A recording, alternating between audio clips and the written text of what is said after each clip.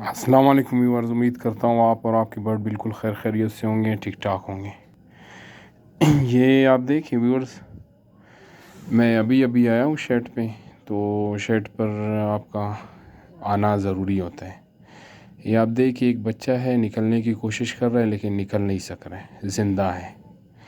अभी इंशाल्लाह मैं इसको अपने हाथों से हैच करवाता हूँ, वरना ये डेड एंड शेल हो जाता। तो अब इसको निकालते हैं इससे। ये आप देखें दोस्तों, बड़े ही इसको प्यार से और आसानी के साथ छिलके से मैं निकालने की कोशिश कर रहा हूँ। ये आप देख लें, माशाल्लाह रेड आई का बच्चा है। अगर थोड़ी देर में लेट हो जाता ये मर जाता। तो अब अल्हम्दुलिल्लाह इसको मैं यहाँ से निकाल लेता हूँ।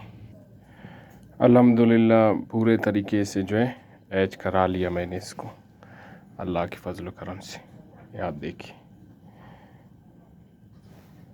माशाल्लाह।